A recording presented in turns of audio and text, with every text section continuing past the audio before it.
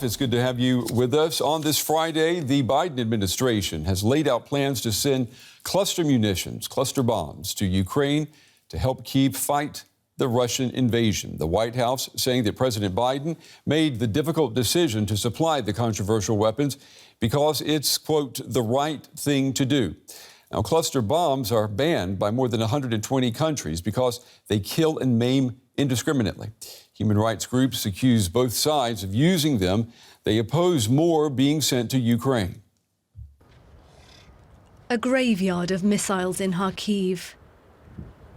The remnants of Russian munition that have devastated civilian life in parts of Ukraine. Among them, the rockets used to launch cluster bombs. A large number of small explosives are packed into these containers and released mid-air, with the potential to cause extensive damage to an area the size of a city block. Such as here in Kostiantynivka, a city in Ukraine's Donetsk region, which was hit in March this year by cluster bombs. Local firefighters tried to contain the damage. Undetected cluster munitions that don't explode can also maim or kill people decades later. We are closely coordinating with Ukraine as it has requested these munitions. Ukraine is committed to post-conflict demining efforts to mitigate any potential harm to civilians, and this will be necessary regardless of whether the United States provides these munitions or not, because of Russia's widespread use of cluster munitions. Human Rights Watch says both Russia and Ukraine have used cluster munitions so far in the conflict and has called for both sides to stop immediately. All right, let's go to Washington now. Our bureau chief, Enos Paul, she's been following this story for us. Good evening to you, Enos. We know this is a highly controversial topic. How is the Biden administration justifying supplying cluster munitions to Ukraine? The White House and the Pentagon, Brent, defended the use of cluster bombs by citing Ukraine's shortage of artillery rounds and Russia's ongoing use of these weapons in their attacks, actually since the beginning of the war. The National Security Advisor, Jake Sullivan, just said that delivering these munitions basically will be buying time until Ukraine has enough traditional munition to defend itself. He also mentioned the support of allies who have banned the use of cluster bombs. You have been talking about them, and he actually specifically was highlighting Germany, saying that Germany and other countries would recognize the distinction between Ukraine's use of these munitions for self-defense against Russia's attacks on a sovereign nation, particularly civilian targets. And you've been following this story for a while, Enos. We know what the official narrative coming out of the White House is. Is there anything behind that? Well, Brent, you know, there's no doubt that Ukrainians are running out of munition. But on top of that are concerns that the counteroffensive is not progressing as anticipated. And this potentially might give Putin an advantage. You know, Ukraine is somewhat running out of time, also because of the weather, as October marks the start of the muddy season, and that will make it much harder for tanks to leave roads. And additionally, on top of everything, with the US presidential race approaching, it might be also become more challenging for President Joe Biden to maintain the strong support for Ukraine, as he has to focus on his own country's immediate needs to secure his re-election. And this definitely would make or will make the war or the defense of Ukraine much, much harder. Our Washington bureau chief, Enos Paul, with the latest from there. Enos, thank you. All right, I want to go now to Robert Person. He is a professor of international relations at the U.S. Military Academy at West Point. Professor, it's good to have you with us. I want to get your take on what we're hearing from the Biden White House, saying basically Ukraine, in terms of artillery and manpower, is in a weaker position than Russia. Therefore, cluster munitions are the answer if we want to push the front lines back. Is that how you see it? Thanks, Brent. It's always a pleasure to be with you. I think, first I'll start out by noting that these are my personal views, not the official position of the U.S. government or military. But in this case, I do think that the administration's justification is accurate. Of course, these are controversial weapons. They have a controversial history that your previous correspondent noted. And so there is certainly concern about their use during the fight and certainly afterward. But of course, we have to recognize that this is a situation that is the consequence of true necessity. On Ukraine's part, they continue to be in a fight for their survival, and they certainly, I think, are justified in seeking every means available to them to continue that fight against a larger adversary. It's also a matter of necessity because of the shortage of conventional artillery rounds that we've been hearing about for well over a year, as Ukraine and its partners and allies have scoured the globe for unused shells. And so, with these cluster munitions, though they are somewhat more complicated and controversial than traditional artillery munitions, in a war that has been defined by the dominance of artillery, if Ukraine is to continue making gains in its offensive, then it really does have few remaining options beyond this. What do you say to the argument that we've heard from some military experts that providing Ukraine with more of these cluster munitions will have a substantial psychological impact on Russian forces? I have studied Russia for a long time, and it continues to be a mystifying and puzzling place for lots of us. And so, I wouldn't attempt to try to peer inside the minds of Russia's leaders or its soldiers. But I don't think we have to go into that territory to understand the real military impact of these weapons. They can be incredibly effective in scenarios exactly like the one that Ukraine is facing, which is they're facing massed troops in defined areas, and in those situations, if they can pin down Russian troops, prevent them from counterfiring with their own weaponry, that leaves a very significant open window for Ukraine to press the offensive. We know that the Ukraine would like to reclaim territory in eastern Ukraine, and if it is able to do that by using cluster munitions, what about the long-term impact on civilians? We know that cluster bombs can kill indiscriminately. We also know that these weapons can turn landscapes into minefields that are particularly dangerous to children and people who want to move back to where they used to live.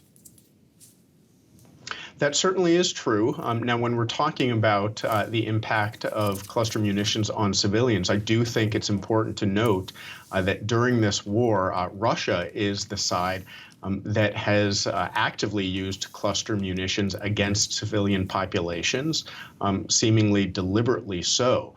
Again, I have confidence in the Ukrainian side that they would only target military targets, legitimate military formations, in a way that the Russians have not shown such restraint. But you're absolutely right. When the fighting is over, when Ukraine liberates its territory from Russian occupation, they will have to deal with this possibility of, a dangerous landscape. Now, again, much of that landscape has already been laid by the Russians, who have mined it extensively as part of their defensive measures. And so there will be a significant task ahead.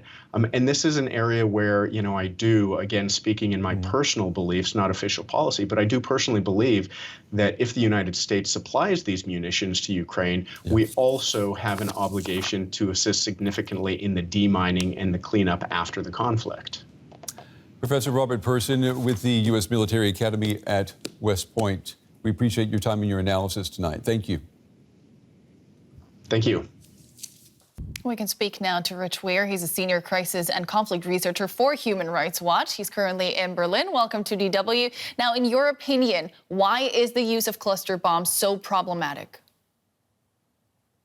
Well, these weapons are inherently indiscriminate, not just in their first use, when they're first dispersed from these larger weapons and delivered over large areas where they can't be limited to military objectives, but also because a large number of these bomblets, these smaller submunitions, when they fall, they don't detonate. And when this happens, they're left for years, sometimes decades, and it's a serious danger to civilians or really anyone that comes into these areas. And that can be devastating for civilians. It can be devastating for recovery efforts, and exactly because these weapons, again, are indiscriminate. They don't distinguish between a child or a soldier once they're on the ground.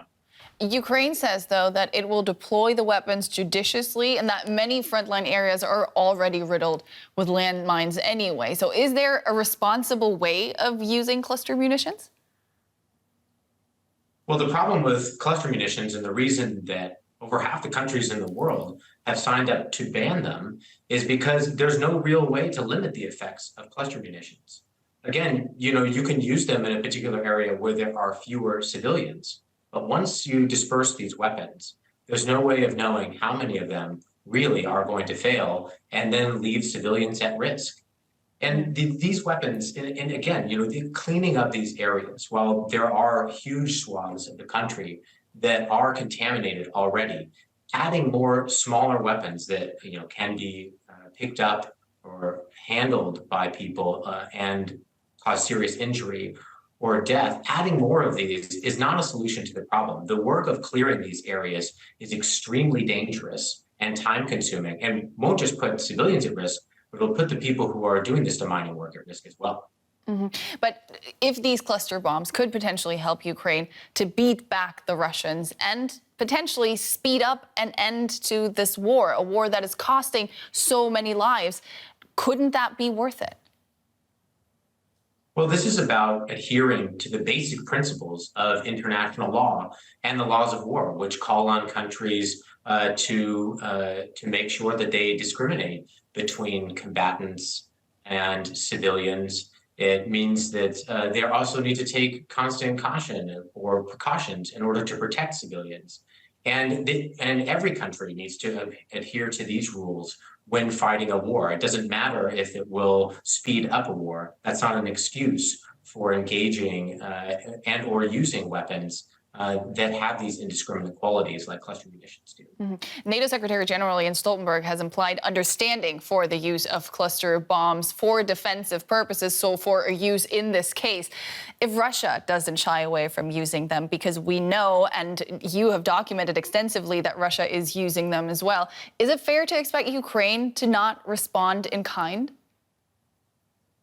I think it's fair to expect Ukraine to abide by its obligations under international law. This is something that Ukraine has repeatedly said that they do in all of their operations, and it's an important time to make sure that they stick up to that obligation, that they abide by their obligations, and that they stick to their word. Even if that implies them being exposed to greater risks and not being able to respond to them? Well, in using these weapons, they're also exposing other people, and specifically their own civilians and their own territory, to risk for really unknown periods to come. That could be years, it could be decades. And so there's also a responsibility to ensure that the weapons that they're using in order to fight this war are ones that don't cause unnecessary harm or indiscriminate harm to civilians. And that's why these munitions are banned, and that's why we call on all states, not just Russia and Ukraine, also the United States and every other country, not to use them, not to transfer them, and not to stockpile them. That's Rich Weir with Human Rights Watch. Thank you so much for your time. Great speaking to you. Well, I'm joined now by Rose Gottemoeller, the former NATO Deputy Secretary. She is now with Carnegie's Nuclear Policy Program. We appreciate you taking the time to talk with us tonight. I want to ask you first about chemical weapons. Today, this Friday, the final stocks of U.S. chemical weapons are scheduled to be destroyed. When that happens, there will be no more known stocks of chemical weapons anywhere on the planet. For efforts to limit weapons proliferation, is today one of those rare moments to celebrate? I do think it is indeed a red letter day in the Cold War period and even before, beginning in World War I. Countries around the world, USSR, the United States, Japan, others produced major stocks of chemical weapons. And so for the United States today to be able to say that it has finally disposed at great cost and great technical and political effort of its tons of chemical weapons is a big deal. I will say, though, that chemical weapons are still being destroyed around the world. For example, in China, the Japanese left many chemical weapons after World War II, and they are still eliminating those weapons. So there is still work to be done in this area. Let me ask you about nuclear weapons now. The West is concerned about Russia moving some of its nuclear weapons to Belarus. What concerns you most about this? To my mind, this is mostly a proliferation problem, a problem of the proliferation of nuclear weapons rather than an increased nuclear threat to NATO and to Europe. Already, the Russians have missiles that are nuclear tipped that can range each of the NATO capitals in Europe within minutes. And so this is not an effective new threat in that sense. However, Belarus at the close of the Cold War became a non-nuclear weapon state under the Non-Proliferation Treaty, and it pledged not to have nuclear weapons on its territory. Of course, the current leader, Lukashenko, reversed those promises, and now Putin apparently has brought nuclear weapons back to Belarus, as well as nuclear training for Belarusian troops. So I think it's a bad thing from the perspective of the non-proliferation regime. I don't think it really is a new nuclear risk to NATO and to Europe. I was going to ask you, looking through your NATO glasses, do you see this impacting the war in Ukraine at all? In terms of the nuclear weapons in Belarus, I really do not think it will impact the war in Ukraine per se, because for all Putin's nuclear saber rattling, he has actually been very cautious about using nuclear weapons. I think he's been tempted at times, but other major leaders, particularly President Xi Jinping, have warned him off of that. And in addition, President Biden has talked about severe consequences, but also been very clear about the strength and reliability of the U.S. defense and deterrence profile. So I think Putin's decided it's a bad idea to use nuclear weapons in Ukraine, and I think this deployment in Belarus doesn't make a big difference to that decision. The deployment in Belarus, though, as you said, it is an example of Belarus reneging on an agreement. Ukraine, we know, back in the 1990s, agreed to give up its nuclear weapons. Many say, had it not done that, it would have never been attacked by Russia. Are we seeing some hard lessons learned right now? I don't think so. In fact, I disagree with that argument. What happened back at the breakup of the Soviet Union was that thousands of nuclear weapons were left on the territory of Ukraine, also on Kazakhstan territory, and a few hundreds in Belarus. So each of those countries agreed to essentially send those weapons back to Russia for dismantlement. And in the case of Belarus, a few hundred were redeployed, but most of them were eliminated. And that was a good move at the time. It really cut the number of nuclear weapons in the world. But in addition to which, if at the time Ukraine had refused to hand back its nuclear weapons, it would have been in an early conflict with the Russian Federation, and it would have, I think, lost its opportunity for a strong and independent state to take shape. Instead, it's gained 30 years in order to really form itself as an independent country that is able to fight for its life, as we see today. Of course, I regret the terrible aggression of Russia in this case, but it's not the fact that Ukraine gave up its nuclear weapons in 1993-94 that is to blame. Rose Gottemoeller, former NATO Deputy Secretary, we appreciate your time and your valuable insights tonight. Thank you. Thank you.